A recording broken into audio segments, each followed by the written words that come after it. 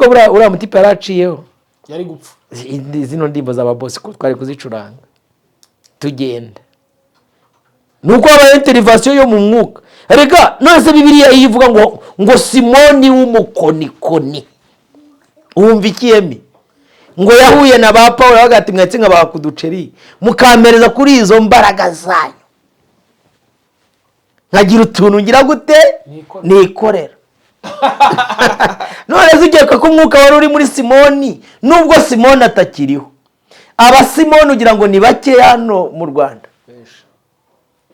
Ese twe ntacyo twakora ngo turwane n'ubwo burozi ibi bintu twemeranye ko bibaho kuko dukora ikiganiro nk'iki tugira ngo societe imenye ko ibintu atari ibinyoma ahubwo biba. Mukoko umwe ejo bundi yaje hano yitangira ubuhamya aravuga ati ngewe uyu mugabo twabonanaga ikintu nabaga ndi gucunga si uko ndi hejuru nawe agacunga ko yarangiza gusa ndavuga amasohoro nkurikirana aho yagiye nyafata naremeraga ngashaka naho ko yashyira hindi ugasanga ikigabo uri umugabo uhamye uri mu rugo kuva uwo munsi ugasanga umuntu abayingegera barabona abagabo babashyitsi cyangwa nakubita abagabo babashyitsi mu mwizima basahuye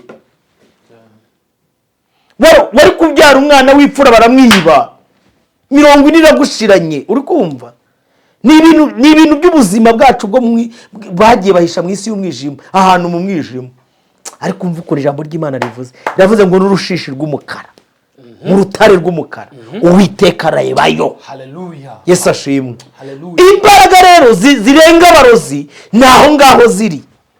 Amen. Sinabasha kwikiza ndagushaka ubuntu sibyo bisaba kugira imbaraga uri kumva ku buryo umuntu akubona mu nzira hagati ko karakana uko katuzu bibaho hanyuma ese baroga umuntu byagenze gute hari ibintu bitatu bituma umuntu bamuroga bra barozi nabantu bazi gupfundura isi y'umwuka bagira ijisho rya gatatu ryo mu isi y'umwijima rireba mu ijuru rya kabiri ijuru rya kabiri iyo bapfunduye icyo babonamo ni ikintu kimwe abarozi none abapasiteri banderegara barabarozi ubundi baba muri nuza magi hari magi blanche na magi noire sijyo ariko bose bari abarozi kuko hari abamurikiwe bakorana bamurana nagati rero mushobora kuba muteye udaterwa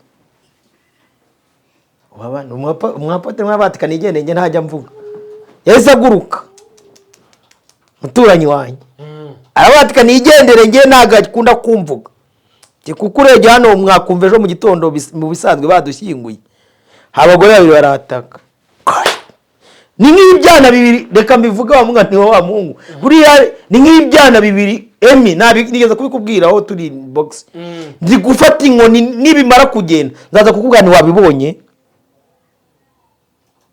Bakunzi b'Ihumure TV muraho mumeze neza abari mu gitondo mugire igitondo kiza ari masaha y'umugoroba mugire umugoroba mwiza ari masaha yo kumanywa mugire igicamunsi kiza ngira ngo ibintu bivuga ubutatu butagatifu hari kubera sinzi impamvu nyine ibintu byinshi mbibona mu butatu nkashaka kuvana hari wasanga ubutatu bufite igisobanuro kigira naho gihora n'ubuzima bwacu. Gatatu n'umwuzuro w'Imana. Roba umeze neza ndashima kadushimira abantu bose bakoze subscribe naho utarakora subscribe yikore kugira ngo tubane muri ibi biganiro byacu cyane cyane byibanda ku bukungu n'iyobokamana aho turebera hamwe igice abantu benshi bayoberamo cy'iyobokamana tugira ibiganiro ikiganiro cyitwa ikinyoma cyishe mu iyobokamana tugeze kuri episode hafi 130 hari tugira ikiganiro cyitwa umutsima utera imbaraga tugira ikiganiro cyitwa ijambo ry'ubugingo ni ama episode ugiye ukandikaho episode ngira ngo wenda wasobanukirwa harimo ikiganiro wakunda nubwo twamaze kubona ko izi mbuga cyangwa iyi mihanda abantu bayizaho ari abantu bakunda ubugoryi buriho ibintu bitarimo ubwenge ariko dukeneye ko byibuza abadukurikira bakeneye iby'ubwenge nabo bagomba kubibona tugira ibiganiro by'ubukungu rero ukeneye kwiga ibintu bijyanye na trading twatangiye gufasha abantu twakira Musa kabigisha Musa warabigisha ndetse ngira ngo nabandi kandi bafite témoignage z'ibyo bahure nabyo muri iyi mpinduka y'ubukungu ushingiye ku ikoranabuhanga bajya baza kuduha hanyuma yo tugize igihe cyo kwinjira mu biganiro bigaka kuyobokamana dukunda kwinjira muri ya episode nakubwiye ko rimwe na rimwe tugatumira abakozi b'Imana batandukanye. Ndi kumwe na Prince Robert ufite channel yitwa Prince Robert Rwanda. Ushobora kujyayo ugakora subscribe cyangwa ugakurikira message ze ko afite ibiganiro bitandukanye, ariko nanone uyu ni umuhanuzi w'Imana. Ndamusuje cyane, muhaye ikaze. Nishimiye kunyakiriye. Data turagushimye ko bw'ineza n'urukundo rwahabwa icubaro ko guduhaye undi munsi udasanzwe ukaduhagaye kadasanzwe atakiguzi twishoga ari imbabazi zawe izina ryo rihabwa icubahiro. Tugiye kubana muri iki kiganiro n'imbaga y'abatari bake badukurikiye, ubaho umugisha. Hari umwe cyangwa babiri ushobora kugira icyo wungukiramo, data umuhembure. Prince ntaba ari we, nanjye ntaba ari nge, mwuka w'Imana tubare muri iki kiganiro mu izina rya Yesu, amen. Imana y'umugisha umuntu wese udukurikiye, amen. Ijambo umugisha wowe icyo ari cyo. Iyo umuntu avuze ngo Imana igumugisha ni ikintu cyumvikana. Hari umuvandimwe uri kutwiza gukora ikiganiro, ngira ngo benshi baramuzi kuri Byishimo Official, yitwa Pastor Sibomana Jean. Yego. Kera najyaga numva Pastor Sibomana Jean nkajyana umwe umuvugizi wa ADPR, ariko nawe naje gusanga ari umwa ADPR. Ndamuzurije cyane mwene Raphael Sibomana Jean, ngira ngo nawe nigeze kubona mukorana ikiganiro. Mu minsi ishize rero ngo yarapfuye. Yego. Wabuze amakuru ye nuko byagenze? Mbo amakuru yampaye ko naramuvugishije nuko yafashwe n'indwara y'amayoberana, yagiye gupagasa muri za Gicumbi, bikarangira agiye mu bitaro Ibyumba. Sibyo? Hanyuma rero ubu yarakize. Icyo nshaka impamvu mutanzeho urugero nkamuvuga, ndashaka tuze kuganira ku kintu cyitwa amarozi akorwa mu mwuka. Kuko hari ikintu abantu benshi bita amahembe, hari n'abatacyemera. Aho umuntu ashobora kuvuga ngo umwana w'Imana se gute bamutuma ihembe rikamufata agapfa ndetse bakamushingura, aho benshi batabyemera kandi handi babyemera. Ese koko ihembe rishobora gufata umwana w'Imana? Mbo mumbabarire ngiye kuvuga ikintu gikomeye. Uyu munsi RPF yabohoye u Rwanda. Sibyo? Yari ifite abasirikare baje kubohora u Rwanda. Ndetse n'abenshi basize mu buzima bwabo. Ni icyo nshaka kuvuga. Kuba uri kuri side ishobora gutsinda urugamba si igisobanuro cy'uko utaraswaho. Si igisobanuro cy'uko imyambi ku munsi mubi itagufata. Bibiliya yatanze reference y'ukuntu umuntu atafatwa n'imyambi y'umunsi mubi, imyambi ya Satani. Aho mwambara intwaro zose z'Imana. Iyo umuntu afite kwizera kwa nyako, akagira agakiza nk'ingofero ka nyako, akambara ukuri nk'umukandara wa nyako, yagera ku cyitwa ubutumwa bwiza akabugoreka, imyambi y'umwanzi iramufata. N'izo nkweto aba yambaye zinyurwamo n'amahwa. Kasubiremo. Iyo umuntu adatwaye intwaro zose z'Imana, akagira imwe yibagirwa, imyambi y'umwanzi iramufata kandi ifata bijyanye n'aho iyo ntwari ikora. Dushinguye abantu benshi bazize kutizera. Dushinguye abantu benshi bakuyemo ingofero y'agakiza. Turi kumwe? Yego turi kumwe. Dufite n'abandi bapfu bo mu mwuka. Babo b'Abanyarwanda bita ngo bapfuye bahagaze. Sibyo? Bazize ko badatwaye izo ntwaro z'Imana. Yego. Rero biragoye ko wabwira umuntu utarahura n'ikintu. Abanyarwanda kura guca umugani akavuga ngo umuntu utaranigwa agaramye abareba ijuru riri hafi. Umuntu utemera amahembe uwo ritaragushura ngo imbavu zihengeke, akagura akanenere ku mwaka wose muri CHK, agira ngo ntakora. Sibyo? Ariko koko birakora.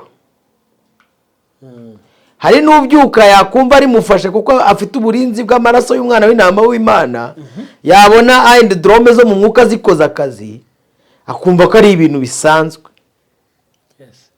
Ariko izi mbaraga zirakora. Utarabyuka yabyamye nta kibazo afite akabyuka yavunaguritse, kumbi mu bicuku bya nijoro arahingishwa yumva ko bitabaho. Ariko Emi kambisubiremo, kuba ikintu utarakibona si igisobanuro cy'uko kitabaho. Nawe ubwawe abantu benshi ntabwo bari bazi kubaho bakubonye ejo bundi haje za YouTube. Ariko wabagaho, reba igihe cyose wakatakaze wabagaho. Ndeka mbwira abantu bo abo bivugishwa ko ibyo bintu bitabaho, nuko bitarabashyikira ariko bibaho. Abarozi babaho, kandi uyu munsi turi mu isi noneho ya nyuma, uko tekinoloji yiyongera. Niba tugeze kuri generation ya artificial intelligence, mutabwa ngo abarozi bazagumya bakoresha uburyo bwo kubatamika, wapi nabo barimuka bajyana n'igihe. Abari vision nese uko abapfumu bahinduye mood, bagadekora insengero nziza, indaro zikaba indaro. Wari babona indaro impinga ko zahindutse, bibaho. Hanyuma ese baroga umuntu byagenze gute? Hari ibintu bitatu bituma umuntu bamuroga. Buriya abarozi ni abantu bazi gupfundura isi y'umwuka, bagira ijisho rya gatatu ryo mu isi y'umwijima rireba mu ijuru rya kabiri. Ijuru rya kabiri iyo bapfunduye icyo babonamo ni ikintu kimwe. Abarozi none abapasiteri bandega ari abarozi. Ubundi baba muri nuza magi, hari magi blanche na magi noire. Sibyo? Ariko bose bari abarozi. Kuko hari abamurikiwe bakorana n'abamarayika ba Sekibi, n'abakorana n'abandi bitwa abadayimoni. Noneho abantu benshi ntabwo bajya babimenye ni iki barebamo. Niyo mpamvu umurozi ashobora gufata umwana w'uruhinja akamati ntago azambanaho. Sibyo? Uruhinja ntiruzambanaho. Atari uko uruhinja rwamwambuye, atari uko uruhinja rwafashe umuhati rukabimura mu murima we, ari uko mu isi y'umwuka yinjiye mu buzima bw'uruhinja akabona ikizaba mu myaka nk'iyi yacu. Nge nasimbutse amarozi inshuro 11. Inshuro yes. Ahubwo abantu babiri bandoganye nabo bamwe barabaciyeho.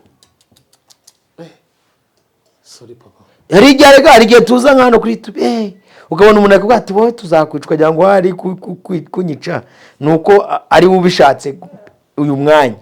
Hari abandi babishatse imbere yawe mwana biranga. Uri muri twa ruturi mubisi. Sibyo? Noneho icyo ni icyambere, kureba mu isi y'umwuka bakareba ibikugenewe. Nasengeye umuntu umwe, abadayimoni barangije baravuga ati iyo tukarebye mwebwe ntago muzi ukuntu gakomeye, gafite imbaraga, mwebwe ntago muri kukareba, kazashaka n'umugabo w'umuzungu kugira ngo nabimenye niba mutari munabizi. Niyo mpamvu tudashaka ko kukavamo. Twarakajundamishije twakabujije no kugiburaye ngo kadahura n'uyu mugabo, kazakiza iwabo. Bari kubireba bo barabizi, binjiye mu kirere cyabo. Nicyo nkubwiye, aba bahanuzi bacu benshi n'abapfumu. Yes, yego, uri kumva. Yinjiyeyo yagezeyo. Ikintu batabasha kugeraho ni ubugingo, kuko ubugingo ni nyir'ubwite ubwitangira. Abantu benshi bajya babimenya, abenshi. Ariko ubundi ikintu bita ubutunzi, uri kumva, sana barabyataka. Noneho rero hari ikindi kintu kiba nanone umuntu ashobora kukuroga, atari uko arafite gahunda yo kukuroga, ahubwo hari ikintu cyabaye. Kukwitegereza akabona nturuwo mu babo. Ubwashize nakubwira ngo iyo umuntu akunda ikinyoma, iyo umunyakuri avuze arababara, kubera ko akunda ikinyoma sana, n'abagenzi be bahita bababara uwo mwanya. Nk'uko n'umuntu wanga ikinyoma, iyo umunyakinyoma avuze ahita agira religion. Ni ibintu biri control. Umuntu ashobora kugukindura atari uko yari afite gahunda yo kugukindura, ari uko wavuze ku kinyoma cye, agahita ashaka kukuranya uwo mwanya. None se nk'izi nduru zibomana, arakubwira ati abagore bari banyishe, bamwicikize, yiboneye abagore baje bahinduye iseta ajya kubasakuriza. agiye kubakura urashaka kubakura ku iseta mani umuntu arashaje nagagisireyinga ngo bikunde agomba kwimuka akajya kureba abagore b'ibigoryi Bibiliya yita bububa bagenda nijoro ari abagabo barega baba barakuriye mu rusengero batazi ibintu by'ubusambanyi uri kumva abo bagabo rero baba bari tagetable umuntu arakuraka bakura muri kode dimanche akizamukira bamutinyisha icyaha uri kumva barega bana n'izi doctrine z'amadini nazo hari ikintu zifasha sasa rero abagore baba bazi ibihumura neza ubundi uraza turija kuko wigeze kubaho gahunda atujye bitegura kurya neza ku isuku uri kumva kuko ni ibintu yitoje kuva na mbere kabiri kaya mu buriri hejuru cyane uri kumva abagenda niyo mpamvu zinakubwira ati shaka abagabo niba ati umugabura neza ukamuhata ariko akaguca inyuma aha rero uyu yarebye nabi iyo arebye nabi ugenda n'urutwe gusa tayari buruzi ko uriya mutipe yaraciyeho yari gupfa zino ndimbo z'ababosi ko twari kuzicuranga tugenda nuko habaye interivasiyo yo mu mwuka rega none Bibiliya ivuga ngo Simoni w'umukonikoni wumva ikiyemi ngo yahuye na ba Pawulo bagati mwetse nk'aba kuduceri mukampereza kuri izo mbaraga zanyu nkagira utuntu ngira gute nikorera none zigeka ko umwuka wari uri muri Simoni nubwo Simoni atakiriho aba Simoni ugira ngo ni bake hano mu Rwanda ese twe ntacyo twakora ngo turwane n'ubwo burozi ubajije ikibazo cyiza ubu nta mikino sinabyaye kandi ijambo ry'Imana rirabyemera uvuze ngo ubu nta mikino ni sinabyaye Bibiliya yaduhaye ubuhuru iravuga ngo nagutanga igice ariko ashyiramo n'ubumara azakirume ntabwo ari ukuruma gusa ko yari ukuruma byaba ari sawa ushyiremo n'ubumara konye zamura hejuru cyane umumara ukwira umubiri wose apfa nta muvandimwe ejo bundi sinakubonye twamuherekeje mu isanduka y'umukara n'umweru twakoze akazi isanduka y'umukara n'umweru zikisobanura twakoze akazi ikibi n'ikiza kiri ku kazi kako mwagiye musomba n'ibimenyetso n'amarenga basi nyuma yaho ndatisha nanjye ndaba Mariya ndoza ibirenge bikomereze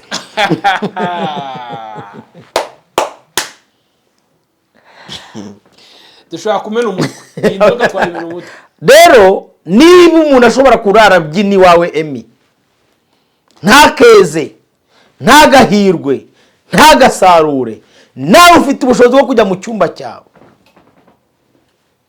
ukamuribata ugahamagara Imana yo mwijuru ukavuga ati namaganye umuntu wese winjira mu mugambi wandemanye uburenganzira bwawe icyo nashaka kukubaza rero iyi myuka yombi ihanganye irakora ariko idakora yakoze muri Egiputa abana b'imfura barapfa ikora ku nyanja itukura ikora kwa Nebukadinezari mu itanura ry'umuriro ikora kwa Hamani yakoze ejo bundi ku musaraba umuhungu arabazukana ikora kwa ba Pawulo ibujijwe n'iki gukora uyu munsi irakora n'uyu munsi irakora neza ugira ngo ubyiringira agarutse byishima agarutse ati ni interivasiyo spirituelle umwana wowe umenya gahunda byari byarangiye tayari fini bari kumwica umuntu ati ariko ibaze tekinoloji umuntu aguhamagara kuri telefone ari telefone akoresheje uwo mwanya ibi bintu twemeranye ko bibaho kuko dukora ikiganiro nk'iki tugira ngo sosiyete imenye ko ibintu atari ibinyoma ahubwo biba umukobwa umwe ejo bundi yaje hano yitangira ubuhamya aravuga ati ngewe uyu mugabo twabonanaga ikintu nabaga ndi gucunga si uko ndi hejuru nawe agacunga ko yarangiza gusa ndavuga amasohoro nkurikirana aho yagiye naremeraga ngashaka naho kuyashyira hindi bigabo ugasanga ikigabo wari umugabo uhamye uri mu rugo kuva uwo munsi ugasanga umuntu abaye ingegera barabona abagabo b'abashyitsi cyangwa unakubita abagabo b'abashyitsi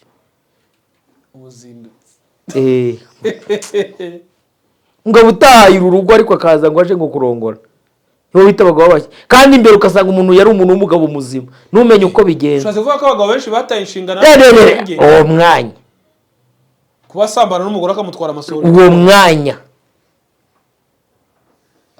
ntabwo ari bose, na generaliza nka senyi nyinshi bahita bagusarana abenshi, nicyo kiba cyabaye. nagira ngo tuganire ku marozi n'imyuka y'amarozi nuko ikora, turebe n'abantu ukuntu bashaka guhangana nayo. Rero nagiye gusura mwene data Isa Noel, ikarita bari bayikoreshejeho kare, babyita gukozaho ikarita. Umuntu asigaye gusuhuza mwana ugahita utaba ufite waba udafite uburinzi bwo mwanya tayari. Nakubwiye ngo tekinoloji uko igenda izamuka ariko n'abantu bagenda bazamuka. Nose Roba, reka nkubaze tugana ku musozo, abantu bakwiye gukora iki? Arega Yesu yatanze inzira, si turi hano ngo dutere abantu ubwoba. Narababwiye ngo nubona umuntu atinya Marijozi akaba atinya umuserebanyi, jya umenya capacity yo kwizera. Ku Bibiliya avuga ngo abanyabwoba n'abatizera bose gakondo yabo ni ukurimbuka, umugabane wabo ni ikuzimu, niyo gakondo. Bikuba sibyo? Ntabwo nje hano ngo batere ubwoba ko abantu babasuhuza bakabaroga, ahubwo nje kubashyiramo imbaraga.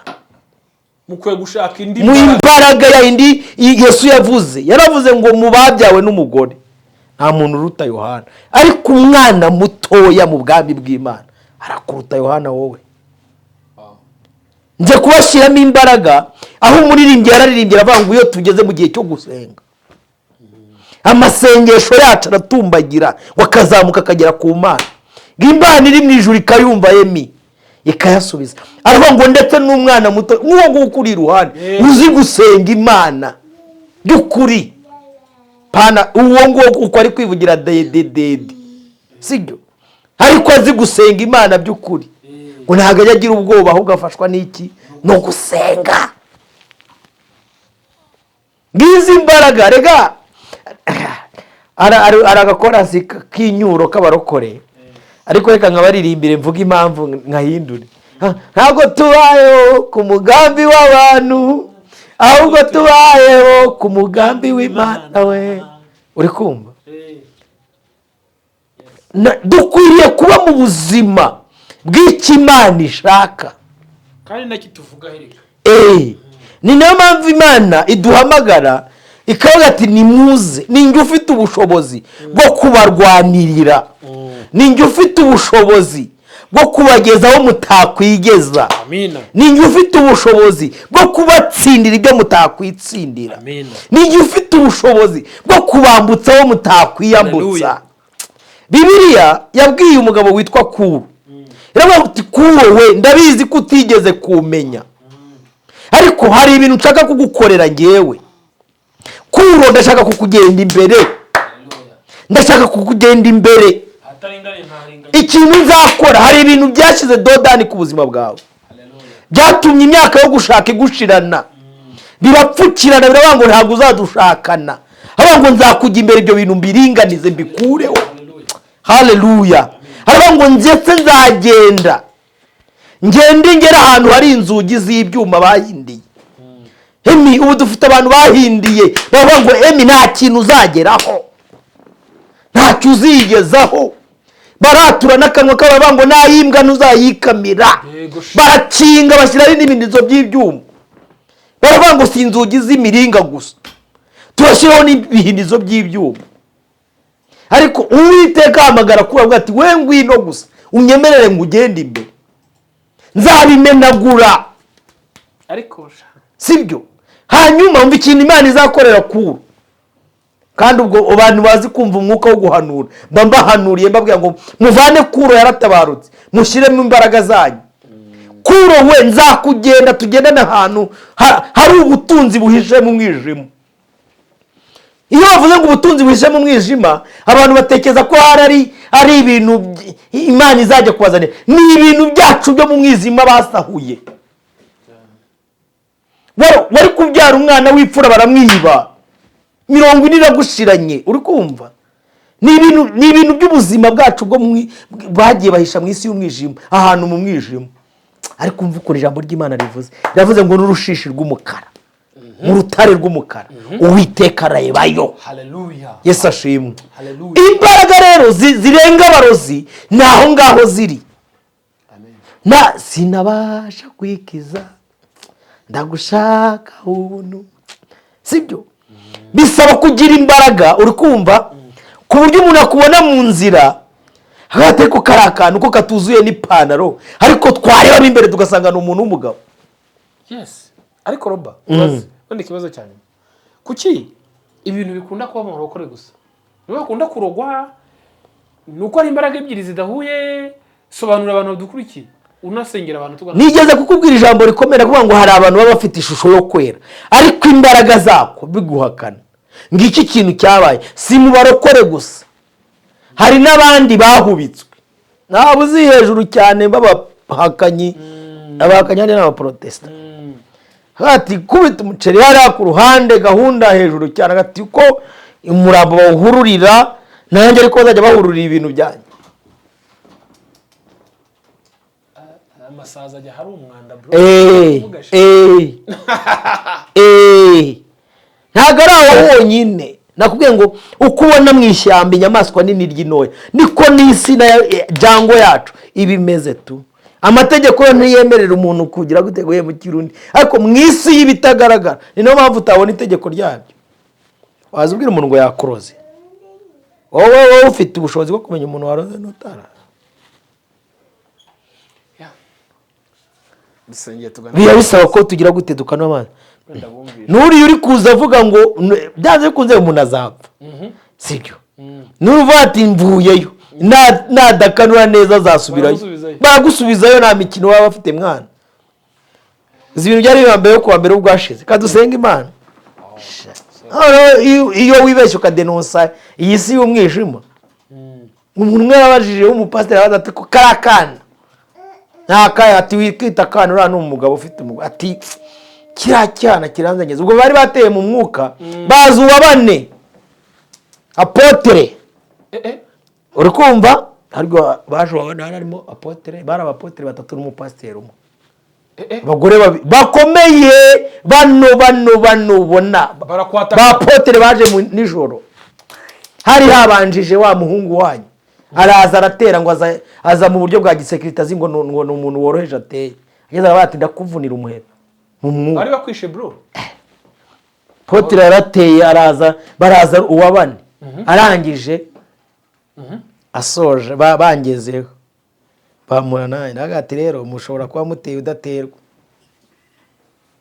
Uwabane umwapotere mwabatika nigendenge ntajya mvuga, yahise aguruka muturanyi wanjye arabatika nigendere nge ntago akunda kumvuga, kuko urebye hano mwakumva ejo mu gitondo mu bisanzwe badushyinguye abagore babiri barataka. Ni nk'ibyana bibiri, reka mbivuga wa mwana wa Mungu, buriya ni nk'ibyana bibiri. Emi nigeze kubikubwira aho turi box, ndi gufata inkoni nibimara kugenda ndaza kukubwira ni wabibonye. Ibyana bibiri kanigaruki biri kwigaragambya hano. Mwigaragambya hano bigatukisha izina ry'Imana. Sawa, ni mwigaragambye. Igihe kirageze, uri kumva, nakubwiye ngo sinabyaye. Uko umuntu yatuza akanwa avuga ati ugaheke ntukabyare ntukagere gute, ati niwumva ari nawe. Njye njya kubwira abantu hari ukuntu abadayimoni iyo babuze aho baterera, buriya abadayimoni bataka bitewe na connection wabahaye na wevu zihari. Njya kubwira abantu biterwa n'amawevu bari gufatiramo. Iyo bayabuze babuze aho bahahira, mu bakozi byanze, mu mugore no mu bana byanze, ukumva bakataka. Iyo bakubuze ubundi usigara bacungira kunda. Ubwashinza gukora ikiganiro cy'ibiryo. Buriya ibiryo biri mu bintu byerekana umuntu ufite ikimenyetso cya 336. Imana ibamugasho. Badusengera. Twagushimiye Uwiteka kubw'ikiganiro cyiza duhaye. Ubuntu bwawe n'urukundo rwawe bikomeze bidutwikire. Twirukanye imbaraga z'abarozi, iz'abapfumu, iz'abakonikoni. Za zindi zagiye kwa Nebukadineza zikavuga ngo dutoranyemo abana hanyuma bafite ubwenge bazi kuvugira mu ruhame, ariko tubigisha ubwenge bw'abakarudaya. Twamaganyiza imbaraga z'ubwenge bw'abakarudaya, duhagaze mu butware waduhaye. Bavuze ngo dukandagire inzoka na sikoropiyo mu izina rya Yesu twirukanye umwuka wose w'amahugu ku buzima bwacu none n'iteka ryose amen amen.